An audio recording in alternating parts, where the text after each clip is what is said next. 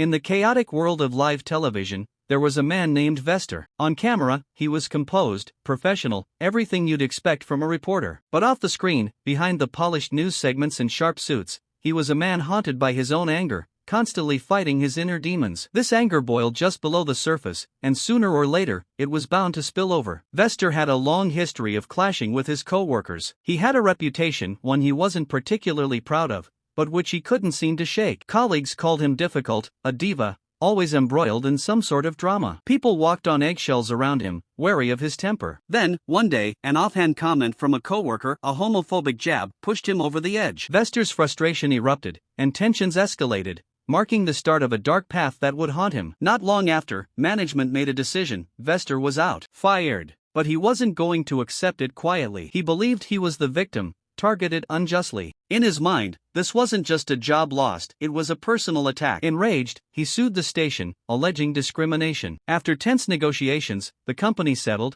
giving him some money but little peace of mind. The bitterness remained, simmering just below the surface, as he moved on to another news job in a different city, ready to start over but carrying his resentment like a shadow. At his new job, it didn't take long for the old patterns to resurface. His on-air talent won him praise, but off-air, the issues continued. Arguments, accusations, hostility, each workplace seemed to bring the same conflicts. In no time, he was fired again, and his anger only grew stronger. But still, he moved on. Eventually, he found a new home at WDBJ, a local station that seemed like it might be a good fit. For a while, things were smooth, but then, it happened again. One day, while working with a cameraman named Adam, a remark, whether innocent or not, cut deeply. Vester snapped, launching into a tirade that left Adam rattled enough to report him to HR. Soon after, Vester had a similar confrontation with Allison, another co-worker, this time over what he perceived as a racist remark. Whether or not she'd actually said anything offensive, Vester's rage burned as intensely as ever. His behavior had now alarmed several people, and the station's management took action. Vester was told to pack his things and leave. In a furious burst of defiance, he refused, challenging them to call the police if they wanted him gone. And so,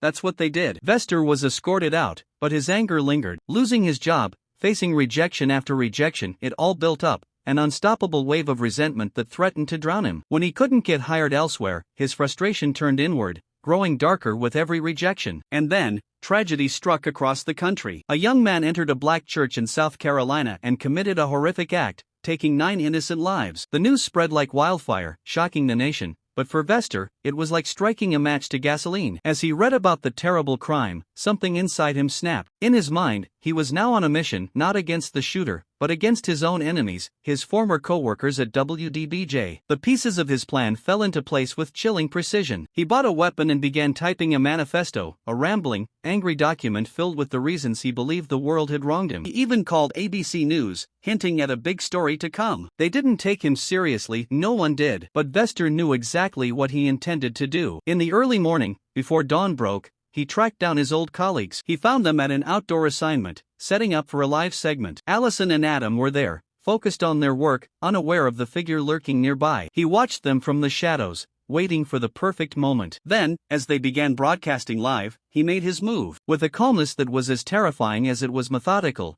Vester stepped forward, raised his phone to record, and pulled out his weapon. In a few horrifying moments, the scene descended into chaos. Shots rang out, captured in real time by the live broadcast. Viewers at home were left in stunned disbelief as the screen went black. As the dust settled, Vester vanished from the scene, fleeing to an unknown destination. He faxed his manifesto to ABC, desperate to ensure his story would be told. And then, as the police closed in, he took to social media, posting the footage he'd captured and explaining his twisted reasoning. It was a final act of defiance, a dark victory in his mind, as he made one last statement to the world. But the police were relentless. They tracked him down on the road, forcing him into a high-speed chase. Realizing he was cornered, that there was no escape, he made one last, tragic choice. He